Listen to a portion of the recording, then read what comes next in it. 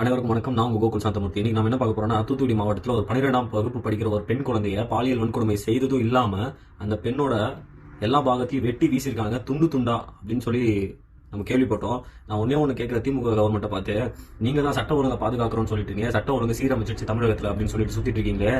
திமுக சொம்பு தூக்கு இல்ல, வேணாம் எனக்கு சொல்லி போதும் ஆயிடுச்சு.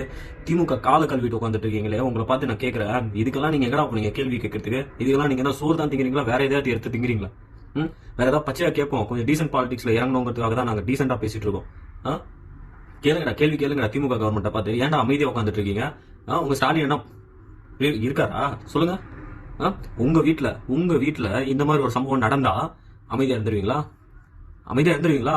எவ்வளவு ரைட்ஸ், ரூல்ஸ் அண்ட் ரெகுலேஷன்ஸ் போடுவீங்க, எவ்வளவு ஸ்ட்ரிக்டா ஃபாலோ பண்ணுவீங்க. அடுத்து எவனும் இந்த மாதிரி ஒரு தப்ப பண்ணக்கூடாதுங்கிற அளவுக்கு டெப்தா அப்ப யோசிப்பீங்களா? அப்ப உங்களுக்கு தான் ஒண்ணு, மத்தவங்களுக்கு தான் ஒண்ணா? பாலியல் வன்கொடுமை அதிகமாகிக்கிட்டே போயிட்டு இருக்கு. சீரியஸான ஒரு தண்டனை கொடுக்கற வரைக்கும் இதோட தாக்கம் அதிகமாயிட்டு தான் இருக்குமே தவிர, தமிழக கவர்மெண்ட் கிட்ட ஒரே ஒரு விஷயத்த மட்டும்தான் நாங்க கேட்டுக்கிறோம்.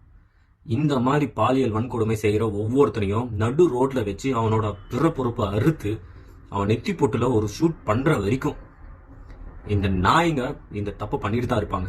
ஸ்ட்ராங்கான ஒரு பனிஷ்மெண்ட் கொடுங்க. அடுத்து ஒருத்தனும் ஒரு பொண்ணை தொடணும்னு பார்க்கணும்னாலே பயப்படணும். நன்றி, வணக்கம். தர்மமே வெல்லும்.